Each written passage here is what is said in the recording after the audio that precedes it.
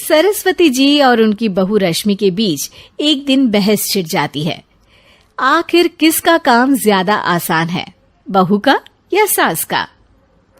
माँ जी, सास को काम ही क्या है, आपके सारे काम उंगलियों पे तो हो जाते हैं। कुछ भी। हाँ, हिसाब तो उंगलियों पे ही हो जाता है ना। अरे बेटा, ऐसा सिर्फ अभी लगता है। जो मुझे करना पड़ता है ना, वो तुझे करना पड़े तो समझ आएगा कि असली काम का पहाड़ कैसा होता है। ठेले बराबर वजन भी नहीं है आपके काम में, और बात पहाड़ों के वजन की कर रही हैं आप। तू ऐसा करती ही क्या है घर में बेटा, ये तो बता मुझे।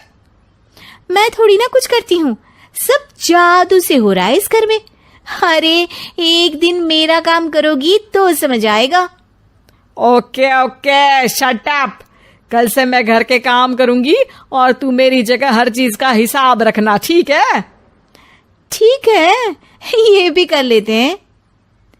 ये सास बहू की डील के बारे में रश्मि के पति अमन को नहीं पता था, और ना ही अमन के पिताजी सुरेश जी को। पर गेहूं के साथ साथ जैसे घुन भी पिस जाता है, ये दोनों भी पिसने वाले थे। सुबह अमन उठकर रेडी होता है ऑफिस जाने के लिए, तो पता है उसके कपड़े नहीं निकले हुए हैं। अरे रश्मि, तुमने मेरे कपड़े नहीं निकाले? अपनी माँ से पूछो ना, उन्हीं का काम है ये। अमन अपनी माँ के पास जाता है। अब मेरे कपड़े आज आप देने वाले हो क्या माँ? हाँ, देना तो मुझे ही चाहिए, पर तेरी बहू ने कपड़े धोने ही नहीं डाले, तो कोई भी धुला हुआ कपड़ा नहीं है बेटा। हैं? ऐसा क्यों?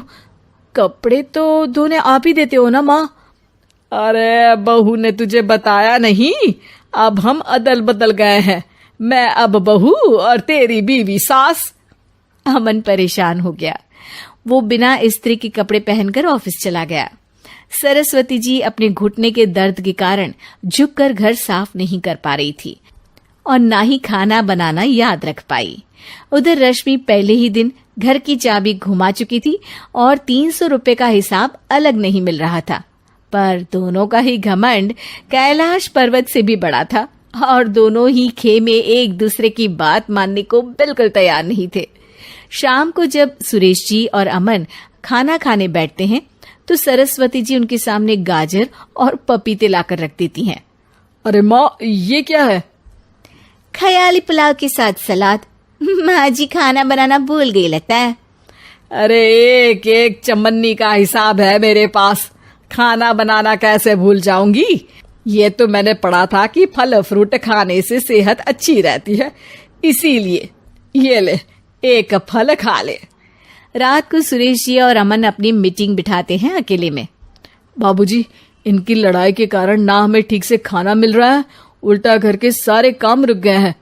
हाँ बेटा, 2 भैंसों की लड़ाई में बेचारे खेत के पौधों का भी नुकसान हो रहा है। पर पापा, क्या बताऊं आपको, मैंने माँ को इस महीने की 2 तारीख को बिजली के बिल के पैसे दिए थे। आज बिल भरने के लिए मांगने गया तो पता चला कि रश्मि उन पैसों से गैस सिलेंडर ले आई।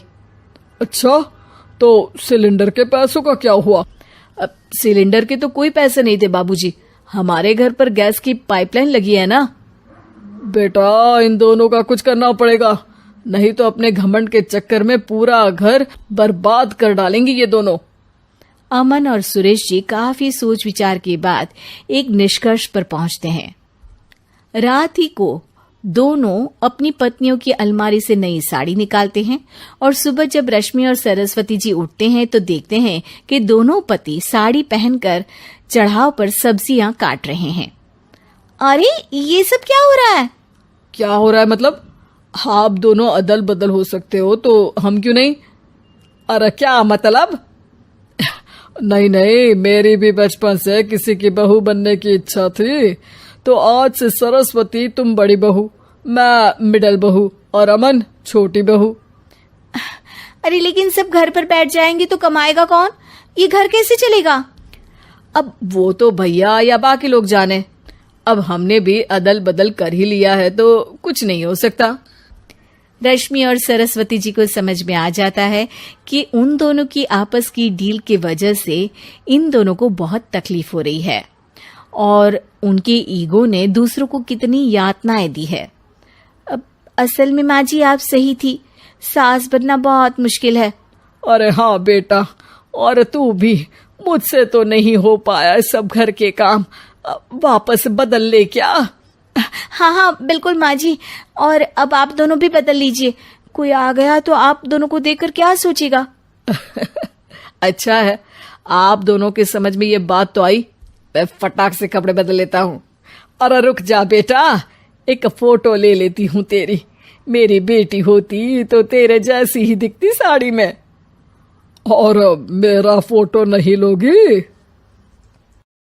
रिश्तेदारों को उसकी शादी की चिंता है, इसीलिए जो भी स्वाति के घर आता वो किसी नए लड़के की खबर जरूर ले आता।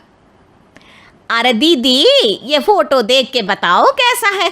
राहुल नाम है लड़के का, मेरी सहेली की बहन का बेटा है।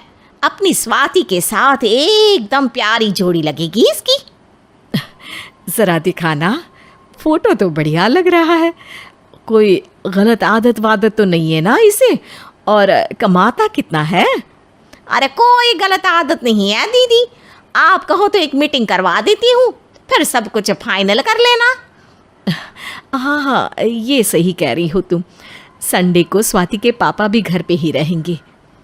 बुआ फिर वहाँ से चली जाती है और रात को स्वाति की माँ उससे कहती है, स्वाति बेटा, आज कमला बुआ ने एक लड़के की फोटो दिखाई है।